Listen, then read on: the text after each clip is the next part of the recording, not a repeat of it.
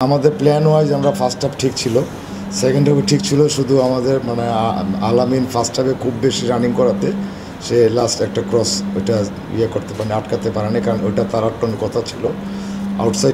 Outside বন্ধ করেছিল আমাদের রাইট ব্যাক, এবং ভিতরে যে প্লেয়ারটা ছিল ওটাকে বন্ধ করার কথা ছিল হলো আলামিন এক্সট্রা ওয়ার্ক মানে এফোর্টের জন্য এই একটু হয়তো তার একটু সময় দিয়ে গেছে এটা ক্রস। আর এছাড়া যতগুলো সেই আমাদের আগে টার্গেট ছিল, ওদের মেইন স্ট্রং পয়েন্ট হলো ক্রস, ওরা ওইভাবে ক্রস করতে পারে না। একটা এফেক্টিভ ক্রস ছিল, একটা থেকেই গোল হয়েছে।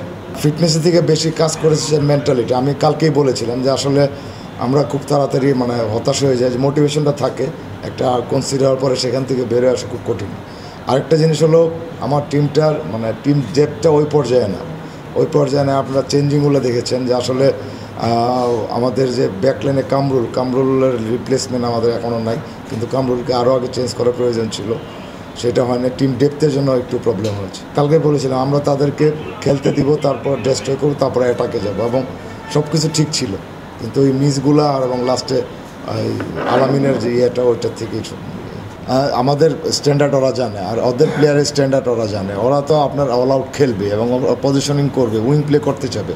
তো এইগুলো বন্ধ করে আমি যে সুযোগ পাবো কাউন্টার অ্যাটাকে, সেই সুযোগগুলো আমরা পেয়েছিলাম। কাউন্টার অ্যাটাকে 3-4 সুযোগ পেয়েছিলাম না। একটা জিনিস দেখবেন যে ওরা নর্মালি ওদের লিগ খেলে হলো 4-3-3 বা 4-2-3-1, খুব কম ম্যাচে ওরা 5 ব্যাক খেলে।